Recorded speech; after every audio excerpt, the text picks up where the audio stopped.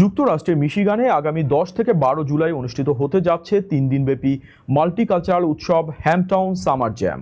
বাংলাদেশ, ভারত, পাকিস্তান ও যুক্তরাষ্ট্র সহ বিভিন্ন দেশের শিল্পীদের অংশগ্রহণে আয়োজিত এই উৎসবকে ঘিরে গতকাল শনিবার অনুষ্ঠিত হয়েছে এক সংবাদ সম্মেলন। বিস্তারিত জানাচ্ছেন ফারজানা আফরোজ। আগামী 10, 11 ও 12 জুলাই মিশিগানের হ্যাম্পটামাক সিটির যশো কম্পো রোডে অনুষ্ঠিত হবে 3 দিনব্যাপী মাল্টিকালচারাল উৎসব হ্যামটাউন সামার জ্যাম। এই আয়োজনকে সামনে রেখে শনিবার দুপুরে অনুষ্ঠিত হয়েছে আনুষ্ঠানিক সংবাদ সম্মেলন। এতে অংশ নেন বিভিন্ন গণমাধ্যমের সাংবাদিক, আয়োজক এবং কমিউনিটির নেতৃবৃন্দ।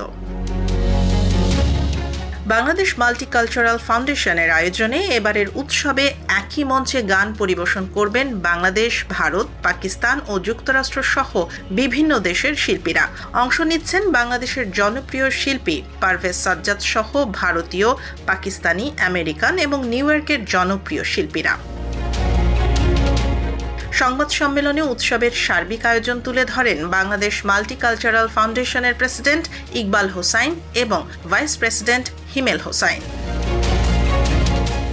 আয়োজকদের ভাষ্য, এটি শুধু একটি সাংস্কৃতিক অনুষ্ঠান নয়, বরং বিভিন্ন জাতি ও সংস্কৃতির মানুষের মধ্যে সম্প্রীতি, সৌহার্দ্য এবং পারস্পরিক বন্ধন আরও দৃঢ় করার একটি উদ্যোগ। 3 দিনের এই উৎসবে গান, নৃত্য ও নানা সাংস্কৃতিক পরিবেশনার পাশাপাশি থাকবে ফুড কোর্ট, ব্যবসায়িক স্টল, পারিবারিক বিনোদনের আয়োজন এবং আকর্ষণীয় র্যাফেল ড্র।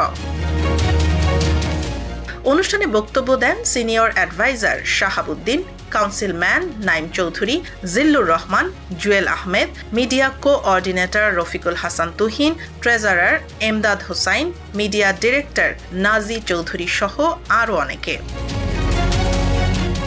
আয়োজকদের প্রত্যাশা, এই উৎসব বিভিন্ন জাতিগোষ্ঠীর মানুষের মধ্যে সাংস্কৃতিক বিনিময়, পারস্পরিক সম্প্রীতির এক অনন্য প্ল্যাটফর্ম হিসেবে প্রতিষ্ঠিত হবে। একই সঙ্গে প্রবাসে বেড়ে ওঠা নতুন প্রজন্ম নিজেদের সংস্কৃতির পাশাপাশি বিশ্বের বিভিন্ন সংস্কৃতির সঙ্গে পরিচিত হওয়ার সুযোগ পাবে।